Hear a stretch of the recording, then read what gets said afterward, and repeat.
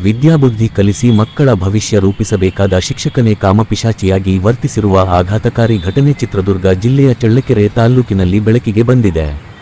ಶಾಲೆಯಲ್ಲೇ ಅಪ್ರಾಪ್ತ ವಿದ್ಯಾರ್ಥಿನಿಯ ಮೇಲೆ ಲೈಂಗಿಕ ದೌರ್ಜನ್ಯ ಎಸಗಿ ಆಕೆ ಗರ್ಭಿಣಿಯಾಗಲು ಕಾರಣವಾದ ಗಣಿತ ಶಿಕ್ಷಕ ಹಾಗೂ ಈ ವಿಷಯವನ್ನು ಮುಚ್ಚಿಹಾಕಲು ಅಕ್ರಮವಾಗಿ ಗರ್ಭಪಾತ ಮಾಡಿಸಿದ ವೈದ್ಯೆಯ ವಿರುದ್ಧ ಈಗ ಪೋಕ್ಸೋ ಕಾಯ್ದೆಯಡಿ ಪ್ರಕರಣ ದಾಖಲಾಗಿದೆ.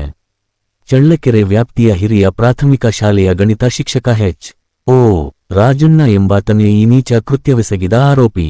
ಈತ ಶಾಲಾ ಕೊಠಡಿಯೊಳಗೆ ವಿದ್ಯಾರ್ಥಿನಿಯ ಮೇಲೆ ನಿರಂತರವಾಗಿ ಲೈಂಗಿಕ ದೌರ್ಜನ್ಯ ಎಸಗಿದ್ದ ಎನ್ನಲಾಗಿದೆ. ಇದರ ಪರಿಣಾಮವಾಗಿ 16 ವರ್ಷದ ಅಪ್ರಾಪ್ತ ಬಾಲಕಿ ಗರ್ಭ ಧರಿಸಿದ್ದಳು. ವಿಷಯ ಪೋಷಕರಿಗೆ ಅಥವಾ ಸಾರ್ವಜನಿಕರಿಗೆ ತಿಳಿದರೆ ಸಂಕಷ್ಟಕ್ಕೆ ಸಿಲುಕಬಹುದು ಎಂದು ಹೆದರಿದ ಶಿಕ್ಷಕ ಹೇಗಾದರೂ ಮಾಡಿ ಪ್ರಕರಣವನ್ನು ಮುಚ್ಚಿಹಾಕಲು ಸಂಚು ರೂಪಿಸಿದ್ದನು. ತನ್ನ ಪ್ಲಾನ್ನಂತೆ ಚಳ್ಳಕೆರೆಯ ಲಕ್ಷ್ಮೀ ಶ್ರೀನಿವಾಸ ನರ್ಸಿಂಗ್ ಹೋಂನ ವೈದ್ಯೆ ಶಂಕರಲಕ್ಷ್ಮಿ ಎಂಬುವವರನ್ನು ಸಂಪರ್ಕಿಸಿದ ಶಿಕ್ಷಕ ಬಾಲಕಿಗೆ ಅಕ್ರಮವಾಗಿ ಗರ್ಭಪಾತ ಮಾಡಿಸಿದ್ದಾನೆ ಎಂಬ ಗಂಭೀರ ಆರೋಪ ಕೇಳಿಬಂದಿದೆ. ಆದರೆ ಈ ವಿಷಯವು ತಡವಾಗಿ ಮಕ್ಕಳ ರಕ್ಷಣಾಧಿಕಾರಿಗಳ ಗಮನಕ್ಕೆ ಬಂದಿದ್ದು, ಅಧಿಕಾರಿ ರೇಖಾ ಅವರು ನೀಡಿದ ದೂರಿನನ್ವಯ ತಳಕು ಪೊಲೀಸ್ ಠಾಣೆಯಲ್ಲಿ ಪ್ರಕರಣ ದಾಖಲಾಗಿದೆ. ಸದ್ಯ ಪೊಲೀಸರು ಆರೋಪಿ ಶಿಕ್ಷಕ ರಾಜಣ್ಣ ಹಾಗೂ ಆತನಿಗೆ ಸಾಥ್ ನೀಡಿದ ವೈದ್ಯೆ ಶಂಕರಲಕ್ಷ್ಮಿ ವಿರುದ್ಧ ಪೋಕ್ಸೋ ಕಾಯ್ದೆಯಡಿ ಪ್ರಕರಣ ದಾಖಲಿಸಿಕೊಂಡು ತನಿಖೆಯನ್ನು ತೀವ್ರಗೊಳಿಸಿದ್ದಾರೆ.